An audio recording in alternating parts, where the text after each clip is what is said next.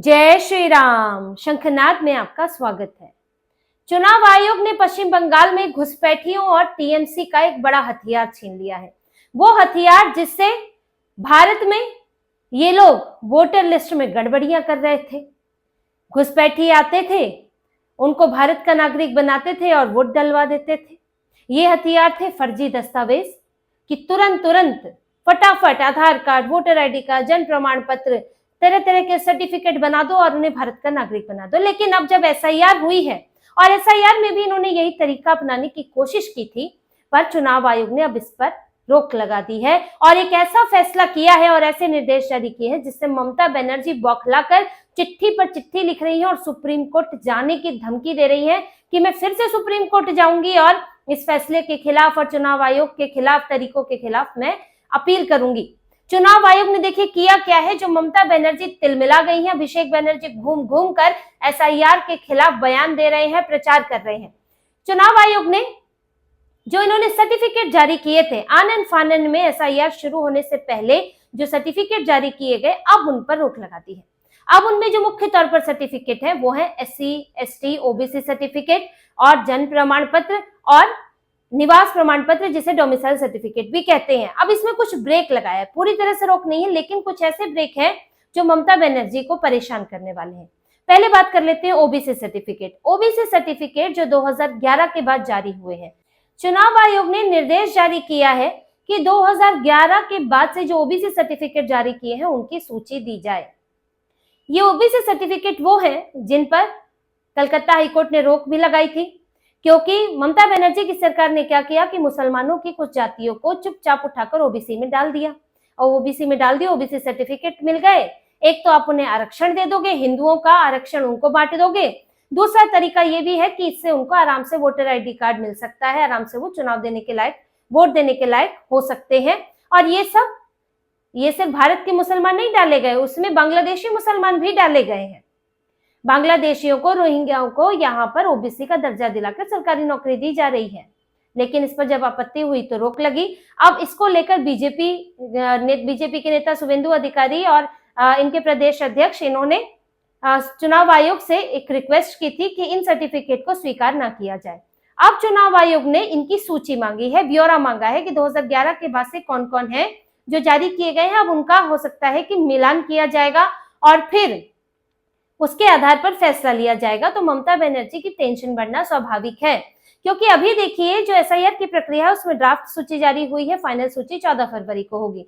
इस ड्राफ्ट सूची में अभी तक 58 लाख नाम कटे हैं, लेकिन लगभग 1.5 करोड़ नाम ऐसे हैं जिनमें गड़बड़ियां पाई गई हैं। चाहे वो मैपिंग की गड़बड़ियां हो, यानी कि 2002 की सूची में नाम नहीं है, माता पिता का भी नाम नहीं है, लेकिन अभी वोटर आईडी और आधार कार्ड है, तो उनकी मैपिंग करके उनको फिर से जांच के लिए बुलाया जा रहा है।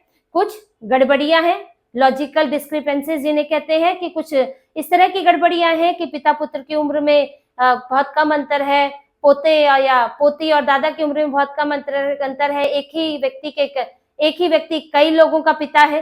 तो ऐसी गड़बड़ियों को लेकर भी जांच की जा रही है और बुलाया भी जा सकता है। तो ऐसे करीब 1.5 करोड़ नाम है।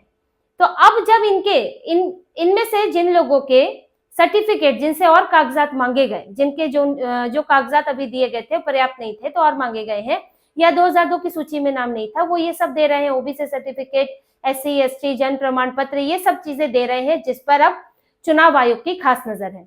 दूसरा, चुनाव आयोग ने ये कहा है कि बिहार एसआईआर शुरू होने के बाद से पश्चिम बंगाल में जो भी एससी, एसटी, ओबीसी सर्टिफिकेट और जन्म प्रमाण पत्र जारी किए गए हैं उनकी सूची हमें भेजी जाए।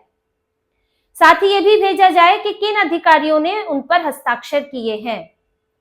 ये बहुत गंभीर बात है, क्योंकि इसको लेकर बार बार शिकायत हो रही थी कि जैसे ही बिहार एसआईआर में दस्तावेजों की सूची आई है, वैसे ही पश्चिम बंगाल में ये सारे सर्टिफिकेट धड़ल्ले से बन रहे हैं। जन्म प्रमाण पत्र तो उसके लिए तो ममता बनर्जी ने अलग से म्यूनिसिपैलिटी में स्टाफ दे दिया है कि फटाफट लोगों का जन्म प्रमाण पत्र दिया जाए, डिजिटाइज किया जाए, गलती है तो सुधार की जाए।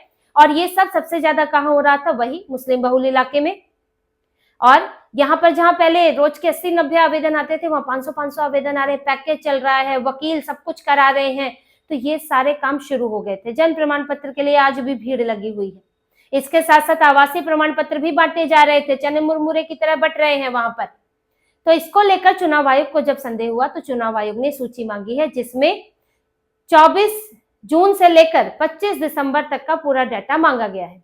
और ये डाटा विधानसभा क्षेत्र, महीने और तारीख के हिसाब से पूरी तरह से व्यवस्थित करके देने को कहा गया है कि चुनाव आयोग को ये सब भेजा जाए।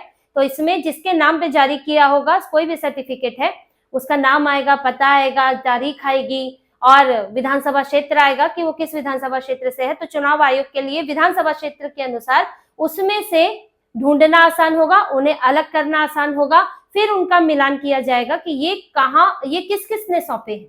जो अभी डेटा है चुनाव आयोग के पास, उसमें किन लोगों ने ये सौंपे हैं। तो चुनाव आयोग इसके जरिए और ज्यादा निगरानी बढ़ा रहा है। और एक सबसे बड़ी मार पड़ी है अभी डोमिसाइल सर्टिफिकेट, निवास प्रमाण पत्र को लेकर, जो कि बड़ी संख्या में जारी किए गए थे। और यही निवास प्रमाण पत्र बिहार में भी बहुत ज्यादा आवेदन आए थे, वही सीमांचल के इलाके में जहां पर मुसलमानों की आबादी बहुत ज्यादा है, वहां पर 2-2 लाख आवेदन आए हैं निवास प्रमाण पत्र के। क्योंकि देखिए, जो 13 डॉक्यूमेंट है उसमें सबसे आसान लाना कौन से डॉक्यूमेंट होंगे? इसमें शिक्षण आपको चाहिए, अपने शैक्षणिक संस्थान के कागज, वो आपने यहाँ पढ़े लिखे, आप यहाँ पर पढ़े ही नहीं है तो आएंगे कहाँ से? आपने यहाँ पर स्कूलिंग नहीं की, आप तो आए बांग्लादेश से, रोहिंग्या आए या बांग्लादेशी मुसलमान आए, यहाँ कर बस गए। कुछ तो 2 ही 3 साल पुराने हैं, कुछ 5-6 साल पुराने हैं, कुछ तो और नए ताजा है, 6 ही महीने पहले बना हुआ है वोटर ID। तो कहाँ से आएगा शैक्षणिक सर्टिफिकेट? आपके पास कोई पेंशन का सर्टिफिकेट हो, वो भी नहीं है, कॉलेज से जुड़ा हुआ, या आपके शिक्षण संस्थान से जुड़ी हुई कुछ चीजें हो। तो ये सब ऐसे कागज हैं, आपके सरकारी नौकरी से जुड़े हुए कुछ कागज हो, कुछ ID कार्ड हो, तो ये सारी चीजें आपके ऐसे 13 डॉक्यूमेंट हैं जो कि मान्य होंगे, जिनमें आसान है आवासीय प्रमाण पत्र, क्योंकि ये सरकार जारी कर सकती है, कोई संस्थान जारी करने की जरूरत नहीं है। अब सरकार जहां जिसकी होगी वो चाहे तो जारी कर दे। बिहार में तो बीजेपी और नीतीश कुमार की सरकार थी, तो मुसलमानों को मिले नहीं इतनी आसानी से सर्टिफिकेट, इसीलिए ये सर्टिफिकेट बिहार में मान्य थे। लेकिन अभी बंगाल में इन्हें अमान्य करार दे दिया गया है कि ये डोमिसाइल सर्टिफिकेट, निवास प्रमाण पत्र स्वीकार नहीं किए जाएंगे। चुनाव आयोग ने इनकार कर दिया है, क्योंकि ये बड़ी संख्या में जारी हुए हैं, खासतौर से बिहार SIR के बाद जारी हुए हैं, और ममता बनर्जी की सरकार में इनकी कोई जांच नहीं की गई। किसी को डोमिसाइल बनाया जाता है तो उसे 15 साल के लिए, नियम में कुछ तब्दीली भी हो सकती है, कहीं 10 साल के लिए भी हो सकता है, उस राज्य का निवासी हो, और उसे सारे कागज देने होंगे कि वो 15 साल से यहाँ पे रह रहा था, उसने यहाँ पढ़ाई की है, उसको अपने शैक्षणिक दस्तावेज देने होंगे, उसे अपने निवास, अपने आवास के दस्तावेज देने होंगे, उसे साबित करना होगा कि वो यहाँ पर रह रहा है 15 साल से, तब जाके उसे डोमिसाइल सर्टिफिकेट मिलेगा, और इसकी जांच होती है बकायदा। लेकिन ये सारी प्रक्रिया ताक पे रखकर, ये एक लंबी प्रक्रिया है डोमिसाइल मिलने की। आपके पास जमीन के कागज भी आपको यहाँ दिखाने पड़ते हैं, घर है तो घर के कागज दिखाने पड़ेंगे, कब से आपके पास घर है दिखाना पड़ेगा।